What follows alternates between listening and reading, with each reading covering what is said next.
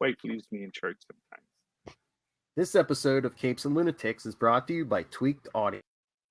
Go to tweakedaudio.com and use the coupon code Southgate to get 30% off, free shipping, and a lifetime warranty. Or you can get there through the link on our website, southgatemediagroup.com. This is Luca Perich, and you're listening to the Capes and Lunatics podcast. Recording has started. Hello and welcome, my friends, to Super Connectivity. I'm your host, Charlie, the Professor Esser, and with me, as always, is the blue-eyed bomber from the Burger Pits, Phil Perich. Welcome, Philip, once again back to Super Connectivity, the only podcast on the internet that has us both at the same time talking about these things with the title of Super Connectivity. I feel confident in saying that. Got me there. Yeah. Yes. Someone asked recently on one of the groups we're in, what makes our podcast unique, and I said, I'm on it. And and you think that's kind of a vainglorious thing to say, but the truth is I have a voice, I have a character, I have a person that I put out there. If you like listening to that person, that's a good thing to listen to. Mm-hmm. And if you're honest with yourself, you're going to put your show out there with your voice. And it doesn't matter what you talk about, so long as you talk about it in your voice. If that's the honesty of your voice. And you talk about, there's a billion podcasts out there. There's probably more podcasts about comic books out there than there are comic books made each year. I saw a funny thing on the internet this weekend. I think it's somebody said, "Oh yeah, new statistic: 50% of Americans listen to podcasts." And then someone commented, "Yeah, because 50% of Americans have a podcast." Well, exactly. It's just professional courtesy. Oh, yeah. You know what? Here's what I'm going to tell you, man. There's all this talk about older, middle-aged men like myself, old guys, becoming disconnected from human beings in context. Podcasts pretty much solve that. I will not die alone because I have Phil Perich. Oh, him and Maz. I think both of you will outlive me, but you never know. I got Tristan for you. We're younger than you. I hope we outlive you. I hope so, man. Come on. I mean, that's not always true, but I would hope just because we're younger. I'm just saying, if people wonder why I don't take care of myself, it's because I don't want to die last. It's like, goodness. Lilith's going to outlive us all. Well, of course. She is immortal, so that's... Embalmed, yeah. That was the deal. Okay. So let's talk about some fun stuff. One thing, this is actually, I think, the shocking news all is not well in the kingdom of the mouse. Mm-hmm. They fired the entire writing staff. The entire writing staff, one of whom was an executive producer. Ooh. Of the Dazzler Tigra series. And they were like 9 weeks into their schedule. They were ready to go. And something went horribly, horribly wrong. Because Disney just said, heck with you. And the woman in charge of it said, to heck with you too. Creative differences. And they're parting their ways. And this is weird because this is actually like a linchpin show in their new animated Offenders cinematic universe.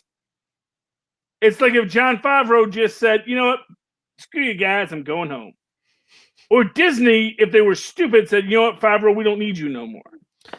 Everyone needs Favreau. I saw one theory. I don't know if the writing staff were doing this or if Disney was just afraid people would take it this way. But do you think they were worried that people were going to take the Dazzler Tigra relationship like the Harley Quinn and Poison Ivy relationship? Well, yes, that was my theory. Thank you, Phil. Okay, that was you. Okay, I knew that was me. On the internet. Yes, the word on the internet was That is just my. That's my. So okay, and there is basis for this idea. Because when they came out with Dazzler and Tigra in a series together, I think like all comic book fans, said, well, that is a very random pairing. These aren't people that. I mean, Dazzler was never on the West Coast Avengers. Tigra was never on the X-Men. No. They have never had a crossover prior to this. But Dazzler does have a very famous crossover with Hank McCoy, the Beast. Another plushy superhero. And that did have a strong romantic content to the story. Because it was literally Beauty and the Beast. I think it's actually what it was titled, was Beauty and the Beast, because they don't like subtlety over at Marvel.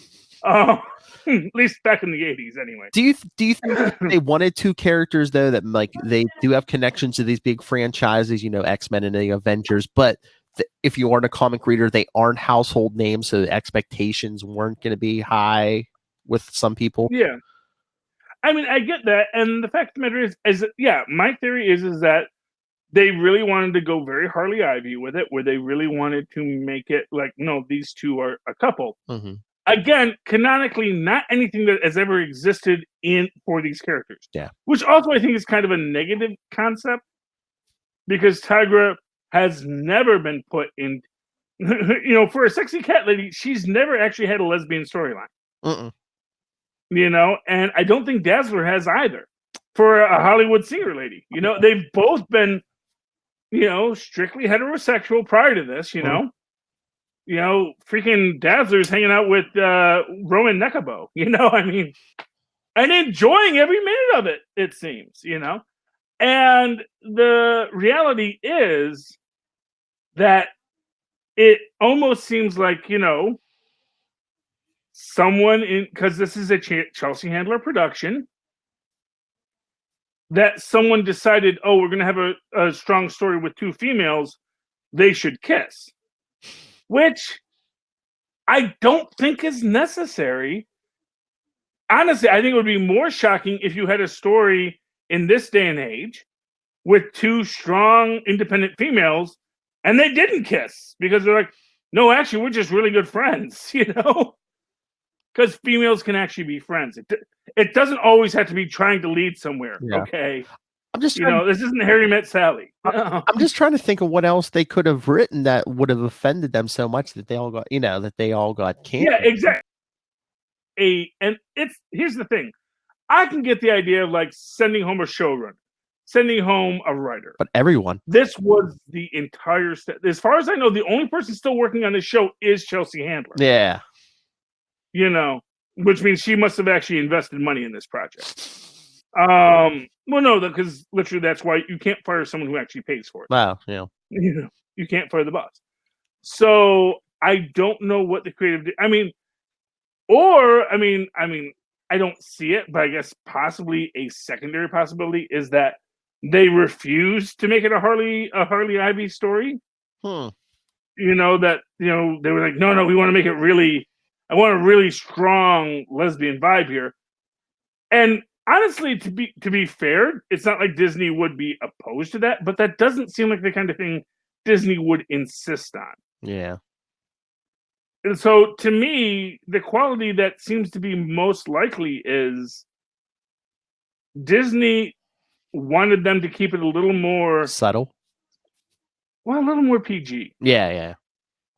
Parental guidance is suggested, but I was going to say, we isn't it the offenders line? But it's two, but they're not DC. They don't go the full, F Batman and all that. Well, yeah, exactly. This is a Hulu series, I believe. It's not a Disney Plus series, so they did have more leeway. Yeah. But again, like I said, these are two characters who canonically this has not been their story, and. And not for really, I don't think it's ever been ambiguous that it was their story.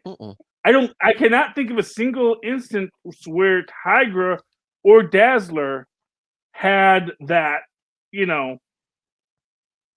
strong female friend that they hung out with all the No, time. I mean, You know, I can't remember if they got married or not, but I know Dazzler was like in a long-term relationship with Longshot for, I don't know if they still are or not. well, yeah, and not for nothing, Tigra and Hank Pym Oh, yeah. were very much a thing. Oh, yeah. And when she wasn't with Hank Pym, she was like hitting on Moon Knight and stuff. Yeah.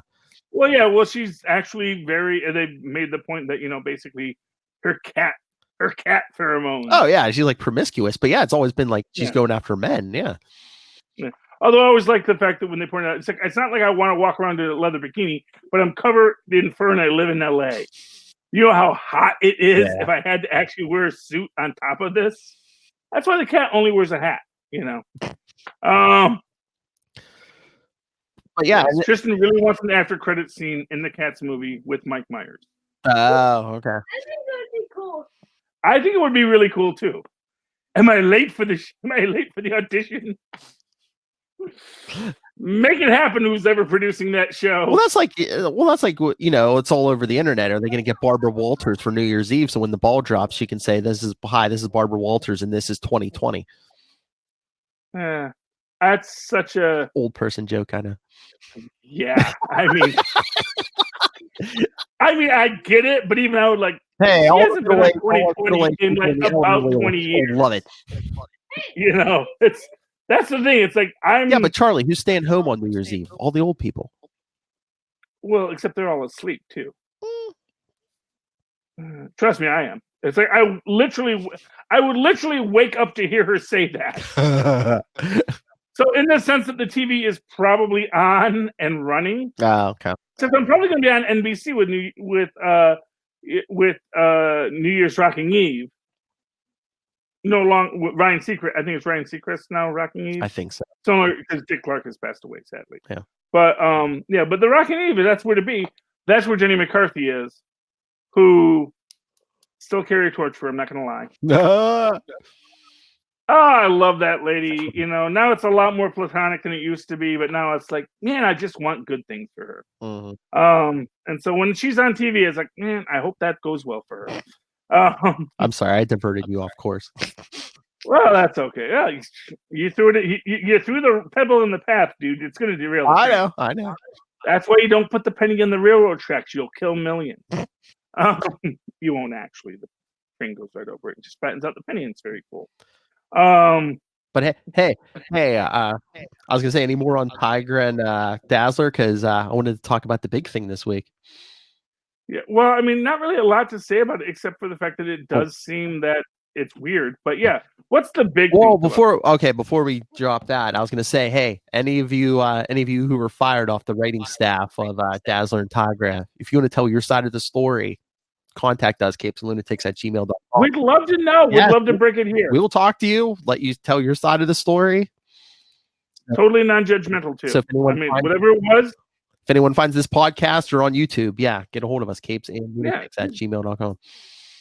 Please do. Hey, we're gonna verify it though. We don't want someone just saying, "Oh yeah, I totally worked on that show." Trust but verify. Yes. Yeah, we trust but verify. All right. Anyway, Black Widow trailer. Black Widow trailer. Black Widow, of course, is awesome. Mm-hmm. We all can agree with that. And just to talk about the trailer for a few minutes, I mean, just beautifully shot. I mean, it's your classic. It's your classic Marvel shoot 'em up. It's exactly the kind of film. It's a film that surprises you and intrigues you. And apparently, Black Widow can turn as she falls. Someone made a point that when she's falling, she can turn, but she's not wearing anything that should suggest that her aerodynamics should allow her to turn. But science! What a conqueror. I can't hear. As there always is. Someone decided to do the Red Guardian Lebowski style. And what's funny about this is that there's two tracks of the internet outrage.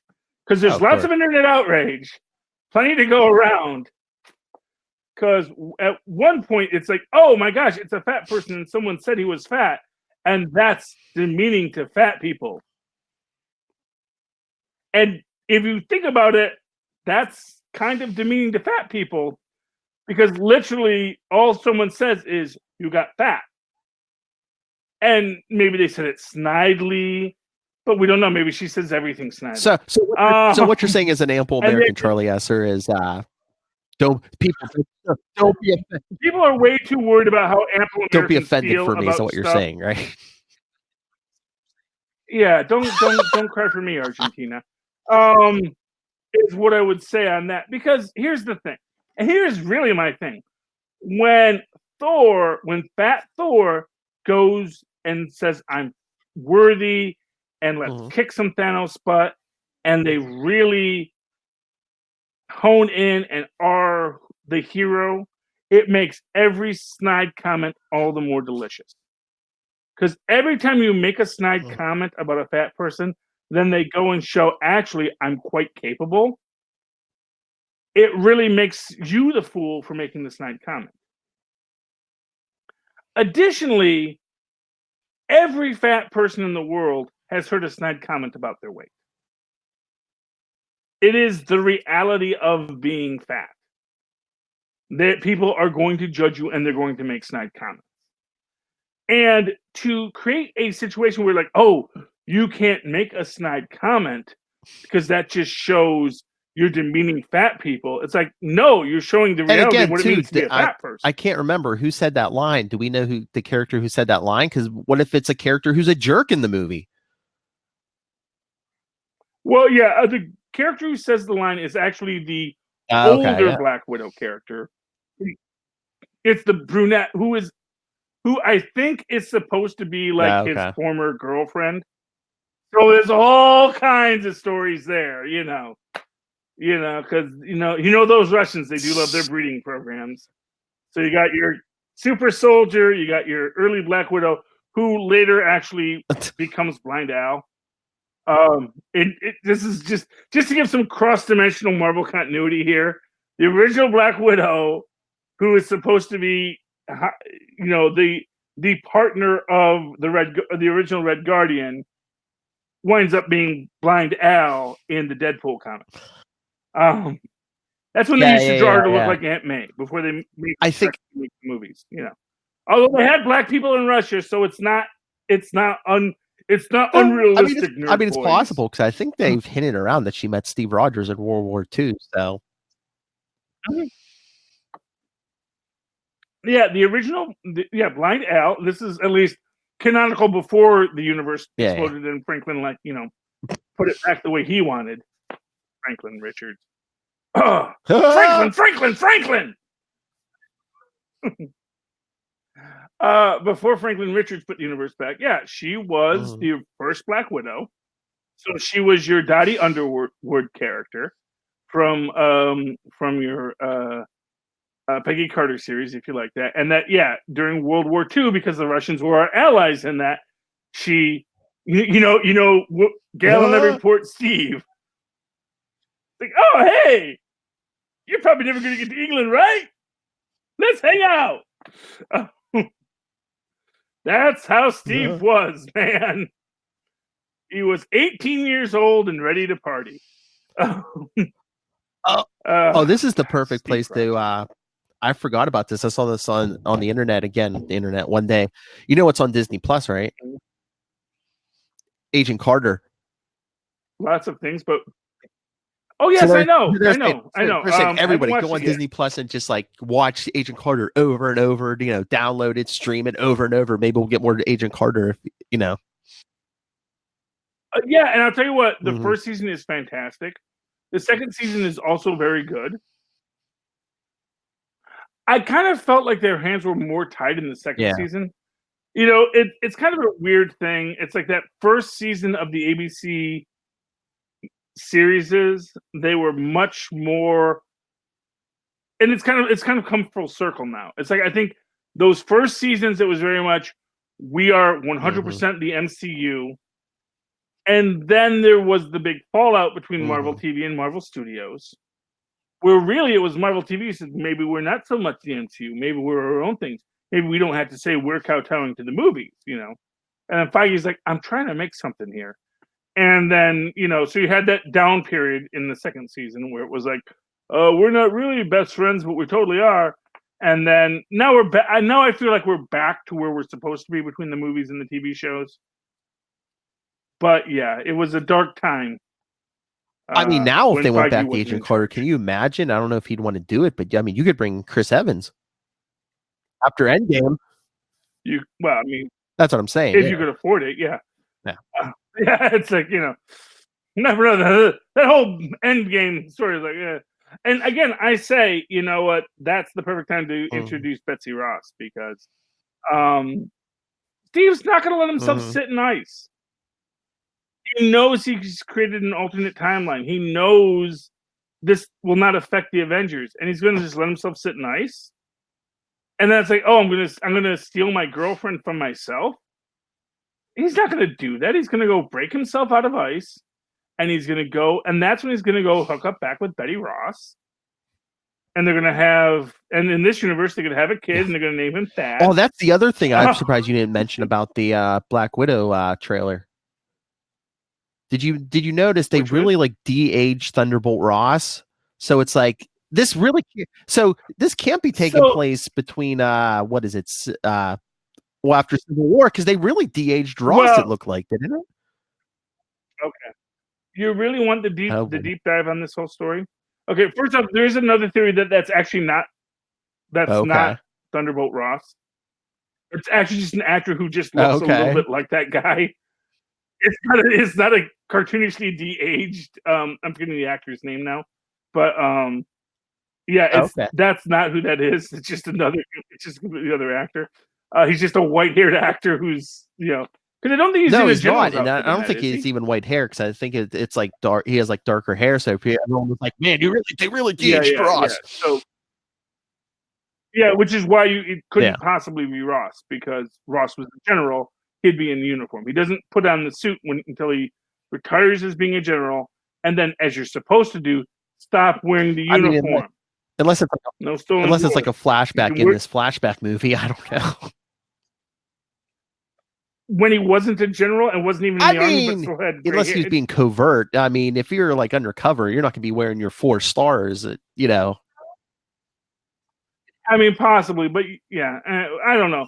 I don't think that's supposed to be Ross. But if it were supposed to be Ross for some reason, maybe yes, he's also that. Maybe he. And there's ways you can do it where you can be in the army, then you move to another branch, and then you move back. There's things you could do. And actually, Ross is Air Force, not Army. Although I think in the MCU he actually is Army, but originally he's supposed to be Air Force, and they kept that in Agents of S.H.I.E.L.D. because what's his name? Talbot is Air Force. And as I've said, it makes sense that they should be Air Force because Air Force deals with what? Alien technology. So all the weird stuff falling on the planet, that's the Air Force. That's their job. That's why we have an Air Force. Anyway, so yeah, so maybe they de-aged us, or maybe it's just a completely different actor who maybe kind of feels lousy. Like, why is everyone saying I'm that other actor? That's actually what I look like, dude. But long story short, they could be doing flashbacks in this a lot too, where we're also seeing the start of Black Widow's story, the end of Black Widow's story, which actually leads me to what could be the dramatic after credits scene. Yes. You ready for this, Philip? What we're watching is the widow's life flashing before her eyes as she's falling. As she's falling, and possibly as she's sacrificed for the Soul Stone, her resurrection at the end. Because maybe things aren't as clear as it is. Because, maybe she finds a way out. Like towards the end of the Endgame, didn't Banner say, I tried to bring her back? When he snapped everyone back, didn't he say, I tried to bring her back? What if he did? What if he did? He said he tried to bring her back, but what if he doesn't know what he did? Exactly. That's the thing. He wanted to bring her back, but he doesn't. It's like, so for example, if he says, I tried to bring her back, What if she just like appeared? I mean, between the Soul Stone stuff and then his half-ass snap. I mean, what if she just like she lives again, but she like rematerialized in Russia or something? Who knows? Or maybe she's off on Vormir and now she's got to deal with Red Skull. So, hi, Ben. I don't get to talk to anyone. It's so rare someone comes here. I wish people would know where the Soul Stone is. I could say, hey, welcome in. Welcome into the Soul Stone. I could make a little beer garden here. It'd be really fun. Get a polka band. It'll be great. Everyone will have a good old time. Hey, I was thinking about this the other day. You could bring back Red Skull for like Falcon and Winter Soldier because, I mean, remember the comics, the original Red Skull died and, I mean, they repeated this over and over, but when he came back, it was in a cloned body. Well, exactly. And as I've always said, if you just have those memory tapes, which we know are a thing from Arnim Zola, if he made memory tapes of the Red Skull might have never disappeared. The Red Skull disappeared, and Arnim Zola went immediately into, okay, Project Phoenix, time to go. What if that? What if that's not really John Walker? What if that's the Skull? Or the guy who sends John Walker after Sam Wilson is the Skull. Del Rusk, yes. Del Rusk. Hey, look at that Del Rusk name. That's who that guy is in Black Widow. It's not Ross, it's Red Skull. Oh man, if that's Del Rusk, I will be very happy. Del Rusk. Anagram. God, that's a bad anagram. Yeah, I know. It's not even an anagram of Johann Schmidt. That's like how bad it is. Like we gotta really like just make this. Gotta spoon feed it. It's not even like Johann Schmidt. It's anyway.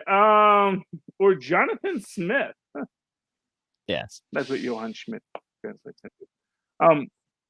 But no. So anyway, yeah. I mean, who knows what it's going to be? But I actually think so. It's going to be a lot of flashbacks.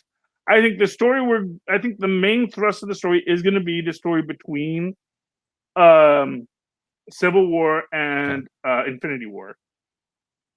Because I think because this is a thing. When we get to Infinity War, Black Widow is on Cap's side. She's not in Cap's side in Civil War. Well, she helps him get away at the end. She helps him get away, but that's not the same as being on his side. Essentially, she has to have a moment where she defects from Cap's from. Yeah, well, do you think she had no choice in that? Or once she helped him escape, or it weren't Ross and everyone like, well, guess what? You're not with us now. You're getting locked up. So she ran. No, because I think she had plausible deniability on that. I don't think that I think she could have said no. Remember, she also had to like tase Black Panther so Steve could get away. So I mean, that's a foreign ruler. She's it's not just. But that's going to assume that true. Black Panther rats her out. Because we see Black Panther comes to, if he doesn't rat her out right then, and he's Black Panther, because he comes to accept Steve Rogers' there's probably like a security cam in that hangar or something. Yeah, you assume too much, Phil. Hey, if that's the way they want to go, there's going to be a security camera in that hangar. Sure. And that is a fair cop. They could say that. But in that case, then she has to run to Steve's side. But my point is, we don't see that. So maybe this is her dealing with that fallout. And the fact of the matter is, I get the feeling that first off, Tony's not going to put her in jail. Because everyone that got put in jail are all people that Tony doesn't know. It's not like Cap's in jail. Oh yeah, even when Scott Lang got in his face, he's like, "Who are you?" Exactly. I mean, so okay, maybe Hawkeye's in jail, but then again, not for nothing, and for what it's worth. Maybe, Tony's like, yeah, okay, break him out. That's fine. So it's like he tells, Nat to, it's okay. Yeah, let him go. I'm not going to sit here and put my friend in jail Well, I'm remember, just he trying was to going to sort patch things things out, up you with know? Steve at the end of the Civil War until we found out Bucky killed his parents. Yeah, and maybe once he like kind of realized, like, you know, that's kind of a really lousy thing to put on Cap's head. You know, there's lots of ways he could Well, I grow mean, up beyond. I what we don't know. see. I just never that whole ending of Civil War. I'm like, yeah, I know, Tony. Bucky killed your parents, but it's like he was being I mean, I know you're angry. You have every right to be, but I'm like, Bucky was being mind controlled. He was as much a victim too because the Russians used him against his will. Mhm. Yeah, but at the same time, killed you my know, well, yeah, Martha. Why did you say that name? Maria. Maria. Why did you say that name? I didn't say that name. But yeah, but that's my mom's name, and I'm mad because Starts with mom an said, MAR. ah. Yeah, you know, that's Kristen's quoting the Teen Titans Go movie. That's my mom's name too. What's your dad's name? Jonathan. Mine's Thomas. Hey, speaking of that, did you catch the Doom Patrol? Yes, Teen yes, Titans yes. Go? Okay, so I do think Negative Girl is a character that they've had in Yes, Doom yes. Patrol. I'm not doing it. But what about the like effete Robot Man? Is that a thing? Is it someone else been Robot Man at some point? Well, he's very British. No, I don't think other people. I mean, I know that he's had upgraded bodies and stuff, but yeah, I don't think anyone else has been Robot Man. Yeah, but just not the Yeah. NASCAR driver, but the actually kind of the actually it comes off as Yeah, kind no, of I know Austrian. that was weird, but yeah, no, I think it's always because even when they did like the new Doom Patrol, I think he was like one of the like holdovers from the old team at Clip Steel. Yeah. Yeah. So that was an interesting choice you made. They made a lot of interesting choices. Their chief Oh, is yeah. definitely interesting. Voiced by the same actor who does Santa Claus, not Ed Asner, but another older Hollywood actor who does a lot of very angry guys, which is great. I forget his name, but Well, I think I all do the recognize all the the like voice. modern interpretations of the chief now, he's like crazy, or to a certain degree. Well, yeah, well, you know, that's because he's crazy. But you know, to be fair, they've done the same thing with Charles Xavier. You know, Patrick Stewart is like the one guy that they didn't have go completely off his rails until they actually like had him suffer from dementia. But it's like, oh well, he has dementia, so that makes sense. But it's like, you know, I mean, really, who's the other guy? Ewan McGregor? No, not Ewan McGregor. Who's the new? Who's the new? Charles Xavier in the movie? What's his face? James It's Max McAvoy. something. McAvoy. There we go. Yeah, I mean, they almost immediately make him go evil. So, you know, Jean-Luc Picard, we're not going to accept being evil. He's no Magneto. Magneto was actually kind of good, though. Yeah, well, he was actually good in a lot of the films, but he doesn't like humans and he wants to kill them. So it's like he's kind of like a racist uncle that you love, but that you really don't want to get talking about stuff because he's like, well, you know, the humans are bringing disease. Got that legacy virus spreading around the mutants, you know. Yeah, but then mutants are technically humans, but we were born with superpowers. They're actually all humans have the potential to be mutants. That was the big reveal of Master Mold, was that he realized that all humans were mutants. And so if you must kill all mutants, then you must kill all humans. And that's how the robo-apocalypse happens. Because there's no such thing as true AI. Because it just follows a program. If you program it, A is equal to kill that, then once A is equal to everything, then it's I must destroy everything. That's the problem with all robot apocalypses, except for my favorite robot apocalypse, the sex apocalypse. What's that? No. That's where humans create robots that can be their best friend and companion, and then humans stop forming human attachments, and so they don't make babies, and so no, robots can't make babies. That's the problem. Oh. And so then you just run out of humans.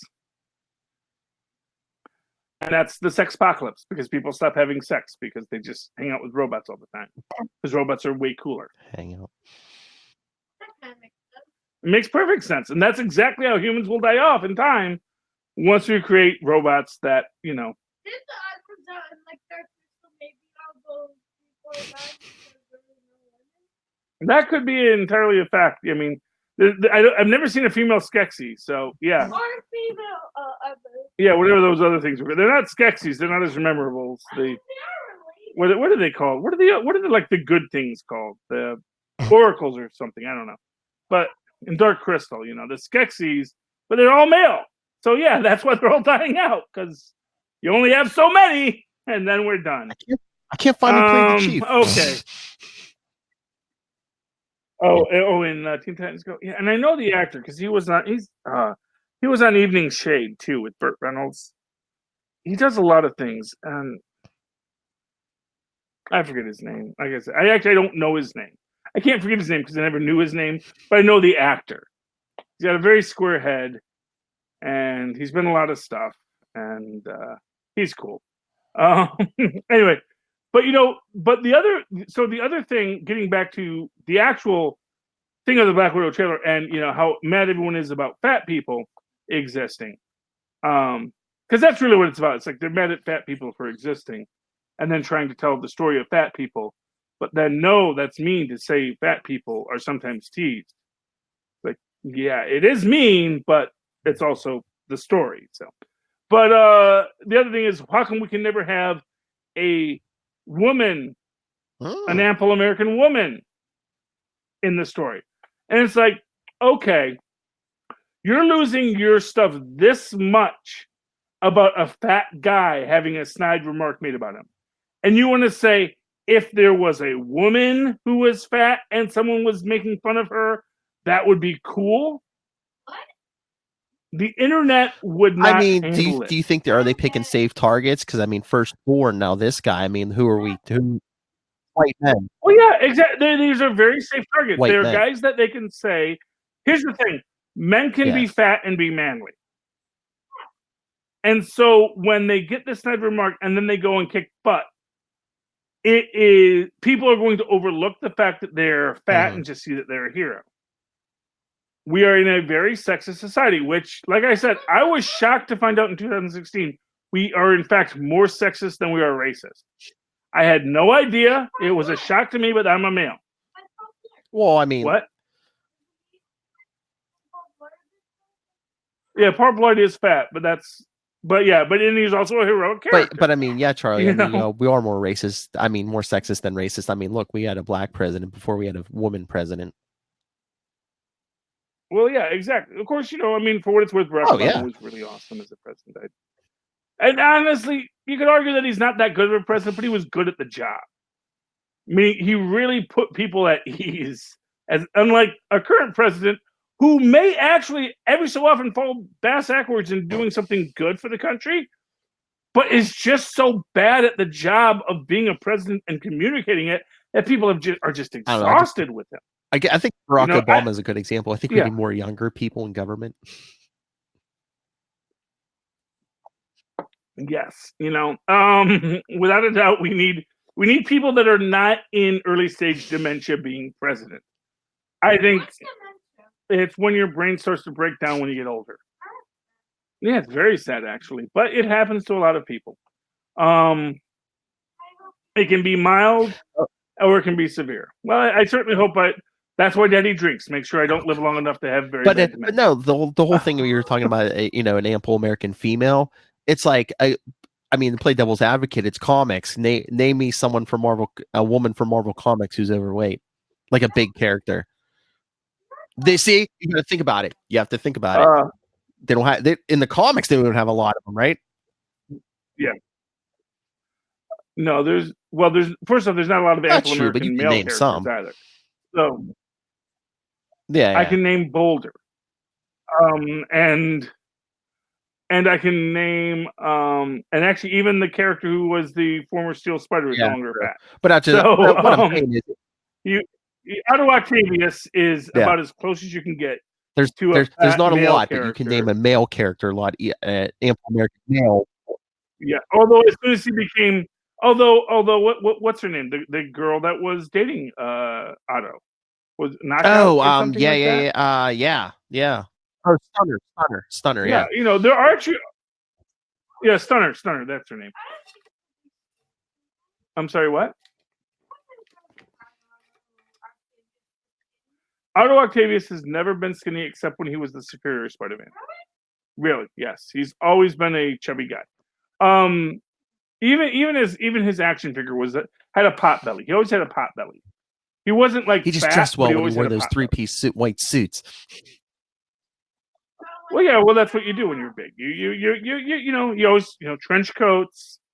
Trench coats are the fat man's. Oh, I was gonna say, no matter what your body Um, type, a suit, kind of, Yeah, and really, if you really want to go down that line, you can look at Ms. Marvel, and not the way they draw her now, but when Captain Marvel was Ms. Marvel, but like in that later period, they actually drew her as very, very thick, as they say.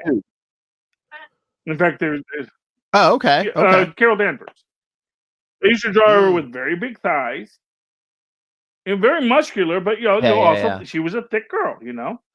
She wasn't a size 2. Now they draw her kind of a size 2E, which is, I think, a mistake on their part. Well, again, too, you got Brie Larson playing her, so it's like, yeah, I mean, she's a skinny gal.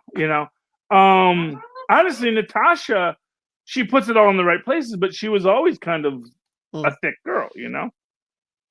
I mean, in the 80s, she got very skinny, but like in her original 60s appearance, she was very va-va-boom. And honestly, I think Scarlett Johansson is very va-va-boom in the way that she's designed. So she corsets it, but there's stuff under there. It means very voluptuous. It means having lots of curves. So how a woman goes like that. A woman with curves, boy. A woman with curves. Well, like I said, in the 80s, they gave her kind of a more of a thin look when she had the cut, the short cropped hair, which I do love as a look. Still couldn't manage to get the zipper up past her navel for some reason. Hey, we're 42 minutes into this half-hour episode. You want to get to some comics? Oh, sure. So let's talk about number Serpent 1, Conan Serpent War. Did you notice something about every character in that book? Well, what are you? Maybe not. There's only one character in that book who wasn't created by the creator of Conan, Moon Knight. Howard. Yeah, Moon Knight is the only character in that book who isn't one of Howard's creations. Solomon Kane, Black Agnes, even the guy who's having the hallucinations is also, was it Jamie Allison? Is also a Howard character. And it actually ties in a connected, the idea is it creates a connected Howard universe, which is what clearly Disney is building, or Marvel is building towards here, is an interconnected Howard universe with the idea that there's this person who's lived many lives and connects to all of these other heroes of the past, who were also created by, I think it was E.E. Howard is his name. Also from Texas. And so it was an interesting introduction to this character. And they kind of stuck Moon Knight in there because he's like, you can stick Moon Knight Bring anywhere, the superhero fans argument. Yeah, well, I mean, honestly, and he's the first one they introduced after Allison. Because Allison's kind of a deep dive, but Solomon Kane, a little less of a deep dive. Because as soon as I saw Solomon Kane, it's like, wait, that's a Howard character. And then it's like, oh, and here's Black Agnes. I get their strategy. It's like, I know a few people who've picked up this book because they would give this book a try just because Moon Knight was in it. And 2, I mean, he's getting his own Disney Plus series too, so that never hurt. Yeah. But the idea that they're building up this Howardiverse, not a Howard Duckiverse, but a Howardiverse. What's a Howard? The guy who created Conan's, his last name was Howard. And creating that universe into this, again, it's Disney doubling down on the fact that we've got these rights. no. We're not letting them go. We're going to make the Howard estate very rich off of these rights. And we're gonna integrate all of these classic Oh, you can tell characters because into our Conan's universe. like in every other book now. I know. And they're like, and you know what? And you know what? He wrote other characters too. I'm really waiting for them to bring back Red Sonja. Not Red Sonja. Who's Red Sonja? Red Sonja is a character that Marvel created, but that they based off of the name of a Howard character that they just let go. I mean, that's a real interesting thing about. Honestly, I think there's a strong argument to say that Red Sonja exists in public domain at this point because Marvel hasn't published her, and Marvel created that character. Because the actual Red Sonja is closer to the character of Black Agnes that we see in this book, where she's a pirate. I don't think she was ever supposed to be a Hyborian age. But they just decided, oh, we should have a character for Conan to date. And says, are there any female characters in the books that he could date? And they said, well, not a lot. So, well, are there any redheads?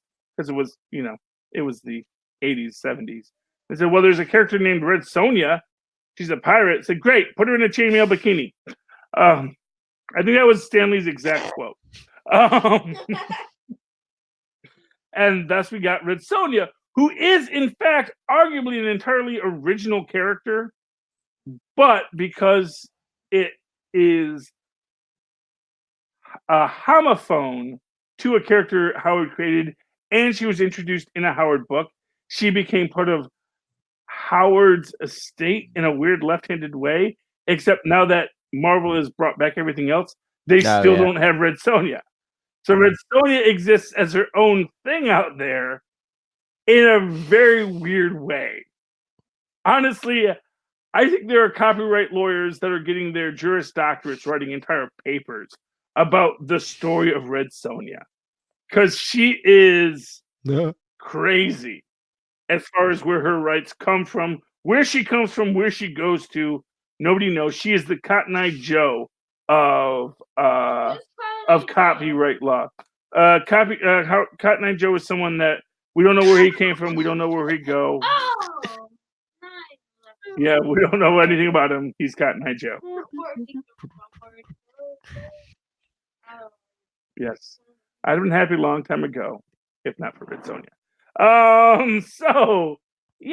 So that's Serpent Wars. Them creating a connected Howardiverse, and they're gonna stick Moon Knight in there because what else are you gonna stick? Because they needed someone to stick there. I mean, that's really what it came down. They needed someone to stick there. They said, well, who sounds like they could be one of these characters? They said, well, you know what? I think that maybe Moon Knight does, because he's got that ancient Egyptian feel to him. But at the same time, he's almost like all these other characters are from specific points in time. What if Moon Knight was a Howard story set in the far-flung future of 1973, Yeah. And that's essentially what they created. And so now they're reintegrating him into that universe. I think it's going to be interesting. I don't know how good the story is going to be, because anytime you're trying to, build a universe, the story is usually secondary to the effort of building a universe. But I thought it was exciting, and I really liked the idea that, oh, look, it's all of these Howard characters. So it was very a setup issue, and the whole Moon Knight thing. I don't know if you care or not, but it's like this issue, and then even the Moon Knight annual they did during Acts of Evil, like Moon Knight, like the multiple personalities have seemed to disappeared. So I don't know if maybe they're priming him for Disney Plus if he's not going to have the multiple personalities in that series, maybe. Well, I get the feeling that maybe it's going to be a situation where. So it's this question. It's the central question of Moon Knight: is Khonshu a thing? Because that's the thing. If you have this idea that there's Mark Spector and there's Khonshu, and then there is Moon Knight, who is Mark Spector? and you have his other identities. Here's the thing: Mark Yes. Spector was always Mark Spector, and the other identities were always characters. They were like, who's that? They're always like Matches Malone for Batman. Where he puts on a disguise and he goes, "He's Matches Malone for a week. I'm Matches Malone. They call me Matches. What's your first name, Matches? It's Matches. That's what my mom named me. I thought you said they called you Matches. Well, that's why they call me that. My name. I don't have a real name. Don't ever ask. When they started, I think they even talked to the guy who was writing it, Doug Mensch, who was a Batman writer for off and on for years. These were just like undercover identities and stuff, and eventually people just ramped it up where they actually started becoming multiple personalities. So yeah, and I get the idea that if you are Mark Spector and you have this god talking to you, maybe you do start to lose a little bit of your grip, and you say, "Well, wait, am I Mark Spector? Am I Moon Knight? Maybe I'm this other person that I sometimes pretend to be." So I think there's a lot of ways you can approach it, but I think what is most interesting about this is Mark sort of trying to push away Khonshu in this, but then eventually succumbing. And it goes into this almost, I don't want to say Jekyll and Hyde aspect of it, but the idea of this person who is being brought into this adventure against his will. So that's an interesting take on it. And I think that's about where they're going to evolve it. And like I said, I'm still waiting to see what they're going to do with Conan and Disney, because they clearly got rights and they clearly want to use it. And to be fair, Conan has never been done that well outside of the Marvel comic books. I am looking at you, both the modern interpretations and the Arnold Schwarzenegger versions. They were popular, they made money. I don't know if I'm going to say that they were really good films. I don't know. Like if Martin Scorsese said, Conan films, they're not really cinema. I don't know if people are going to be like setting up saying, no. I don't think there's going to be a lot of defenders that Conan was cinema if Martin Scorsese picked that fight to have. But otherwise, what I will say is it's clear that someone wants to do something with this because they're really doubling down. And to that extent, we also have Savage Avengers number 8, Conan's Dinner with Doom, which I love the professional courtesy between Doom and Strange in this. It is really lovely. Even though, as we all know, Doom is a mere dabbler in the mystic arts. And, a dropout at college, too. So it's like, he's a failure in everything he does. But at least, Doctor Strange is going to be nice to him. Because, even a person who's a complete screw-up can give you a bad day. Well, that's actually an interesting thing about, like, wolves. Like, sometimes an alpha wolf will back down when a beta wolf sort of pushes on them. Because even though the alpha wolf knows he could easily smite the beta wolf might get a good shot in that causes the alpha wolf a lot of trouble. And, Doom fights dirty. So it's like, you know what? I don't want to engage. He's got his little story that he likes to tell himself. I'm not going to engage him on it. I'm going to be very professional in this interaction because I have nothing to prove. And if I try to put a fight with Doom, Doom is going to come back with me as a jerk. And Doom, of course, gets hoisted by his own petard in this, which Conan just finds hilarious, which is the most telling thing about this episode. I don't know when I'm done, Tristan.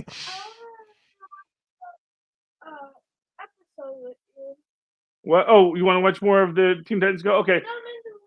Oh, Mandalorian, yes. Well, go over to the couch because that's where Daddy sleeps. Anyway. Oh, great. Anyway, but yeah, as Conan says, I guess the goat just got lucky, which is just beautiful as Doom's head gets popped off him. And I can't believe that's a Doom bot. So how they're going to get Doom out of that? Well, I don't know yet. But they've already like brought 3 characters back to life already. I think. What is it? Well, they brought back. They brought back Conan. They brought back Voodoo. Okay, so Doom will be the 3rd. But yeah, I'm guessing that because they're in the City of Sickles, death is not permanent. Yada yada yada. Though why did bring back Doom after he died of his own hubris? Honestly, if there was ever a death of Doom that I could say I completely accept that is the perfect death of Doom, it was this death of Doom. Mm-hmm. You know, but you know he probably has clone body backups and all that kind of stuff. And I think that would be the best thing, is just have clone body backup Doom show up in like 5 minutes, and just like, no, well, yeah, of course I did. Says, what, you died? Says, yes, of course I died. I have a clone for just such an emergency. You think I just wait for me to die? No, I've got these things ready to go. They're hot and they're live. Oh gods, Dr. Doom. Yeah, so I loved Savage Avengers, the interplay with Doom. I also like Conan just calling Doom out. Like, take off your mask. And he says, and how Conan just totally plays Doom the entire time. He's like, says, why don't you take off your mask? He says, you won't eat with me? It's like, it's not poison. Like, I don't think it's poison. I just think you're being rude. And then he's like, it's like, I have scars. You're so vain, yes. So you're vain. Exactly. Which is like, oh, how dare you call me out for my vanity? Which is like my most defining character. And then he takes it off and then he eats the chicken and Conan's like, yeah, see? I really don't care what you look like. You think you got your face messed up. I should tell you about some stuff that I was waiting for Doom to take off the mask and couldn't be like, that's it? That's what you were hiding?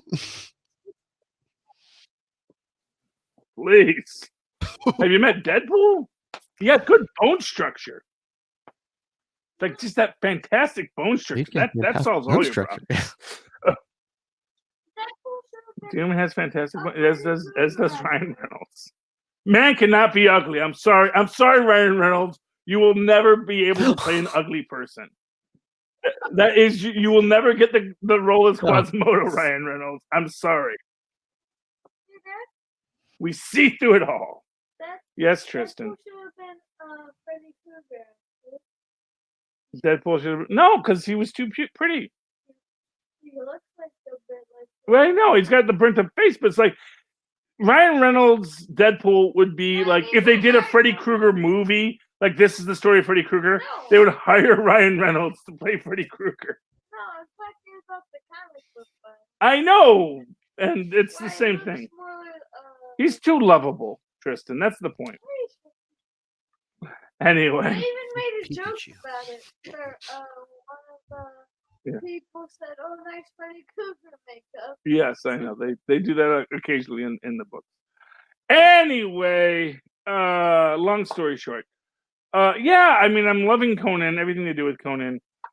We talked about Amazing Spider-Man, talked about Thor. What other books? Yeah. Oh, we talked about Black Cat. I think that's pretty much everything. Let me see. Is there anything else I want to talk about?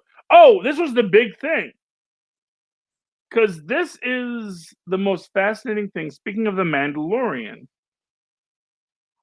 is that essentially Disney gave up like millions of dollars.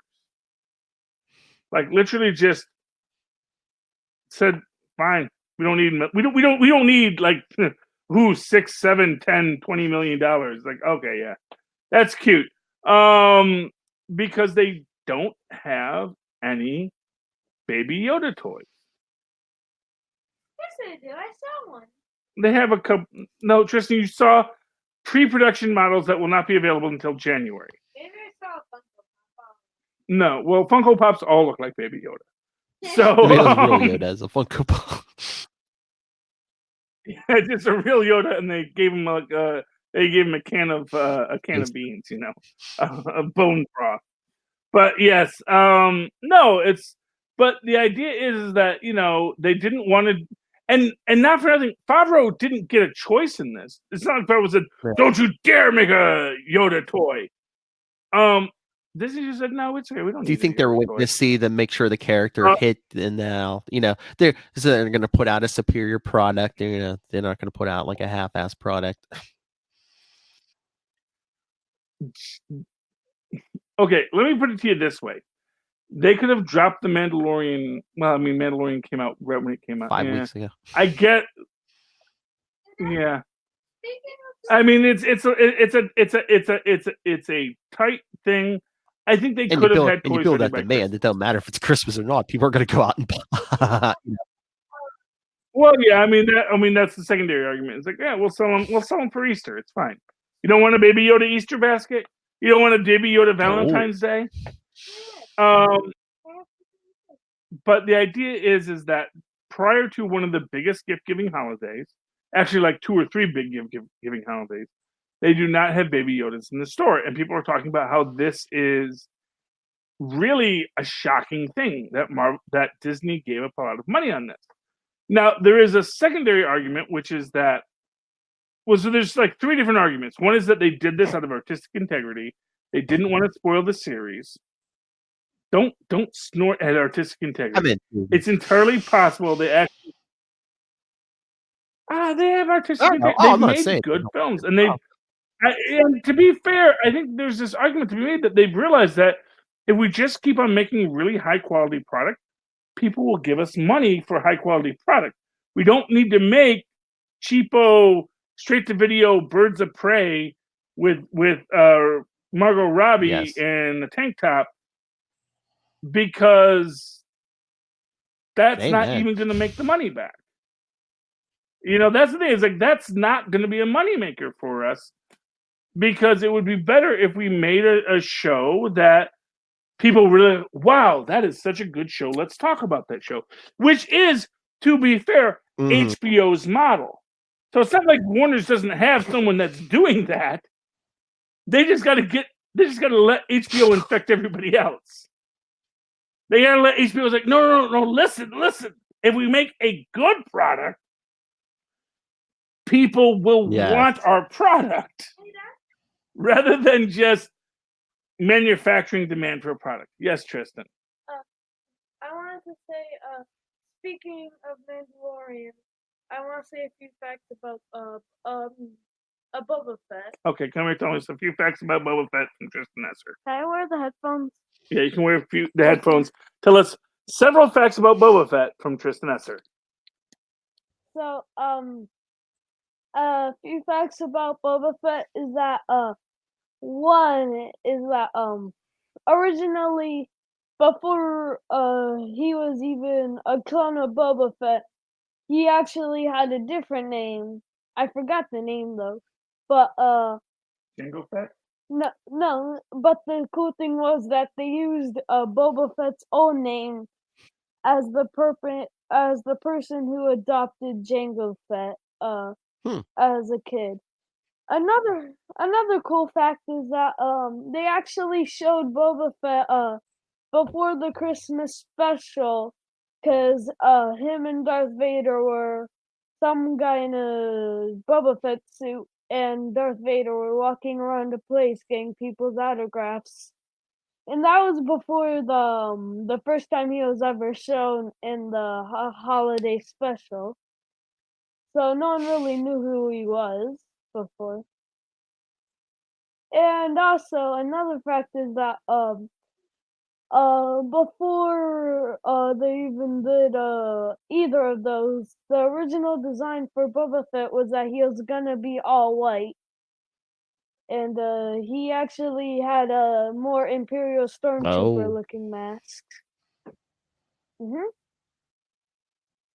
Thank you so much, Thank Tristan. you, I really Tristan. appreciate that. And you'll notice my lips never move.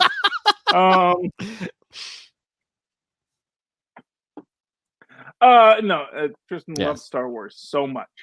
So much he loves Star Wars. And it's amazing to me. We're gonna watch The Mandalorian after the show. So yeah, I think that's a lot of stuff we talked about here. I think I got through everything. Let me just check my thing. Millions that Double-sized half-hour no super, Baby Yoda. super connectivity. Oh, last item. Yeah, we actually talked about this last episode, but yes, the you know, I told Phil I'd try to keep it to a half hour. He said, "No, go as long as you want. This is when we usually start anyway." Yeah, but yeah. So the Boys is ending. Me and Maz need to find something new to do. So send us your ideas, quick. I One got more an thing, idea. Tristan, come here. Charlie, Maz, and Tristan Mandalorian special coverage. They're pushing the Mandalorian. What do you want to tell us, Tristan? Really quick. So one more thing I wanted to tell you guys, is that originally, God dang it, I forgot. Okay. Well, when you think about it, we'll bring it up in the next episode. Okay. So in the meantime, Philip, if you want to get a hold of me, especially if you were on that writing crew on Dazzler and Tigra, you can always email me, nightwingpdp@gmail.com. On Twitter, I am at nightwingpdp. And you can always contact Capes and Lunatics at capesandlunatics@gmail.com. The voicemail, 614-382-2737. That's 614-38-CAPES. Check out all of our social media links. Everything's in one place. Linktree, linktr.ee/capesandlunatics. And support our sponsors, Pod Life the Book, Hunt a Killer, Tweaked Audio, and Southgate Media Group itself. Click on the Amazon link when you're going to shop on Amazon.